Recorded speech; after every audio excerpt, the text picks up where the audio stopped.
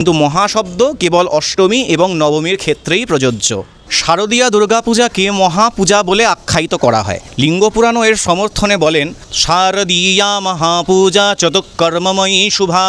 এখানে চতুষ্কর্মময়ী বলতে স্নপন, পূজন, বলিদান এবং হোম এই চারটি কর্মকে বুঝতে হয়। যে পূজা কর্মে এই চারটি কর্ম একসাথে সম্পাদিত হয় তাকে মহাপূজা বলা হয়ে থাকে। আর দুর্গাপূজায় এই চারটি কর্ম প্রতিদিন হয়, তাই জন্য একে মহাপূজা বলা হয়ে থাকে। কিন্তু ইদানিংকালে একটা রোগ এসছে, প্রত্যেকটি তিথির সাথে একটি মহা শব্দ জুড়ে দেওয়ার ট্রেন্ড লক্ষ্য করা যাচ্ছে।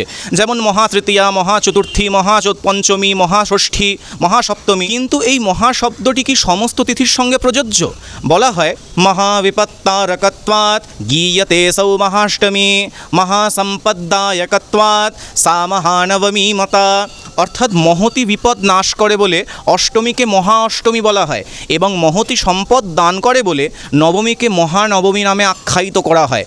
তো কেবল অষ্টমী এবং নবমী এই দুটি তিথি মহাপদবাচ্য, অন্য কোনো তিথি মহাপদবাচ্য নয়। তাই জন্য আপনারা যখনই কাউকে শুভেচ্ছা জানাবেন অবশ্যই মহা শব্দটিকে অষ্টমী এবং নবমীর ক্ষেত্রেই প্রয়োগ করবেন বা ব্যবহার করবেন। সপ্তমী, ষষ্ঠী, পঞ্চমী এগুলি মহাপদবাচ্য নয়।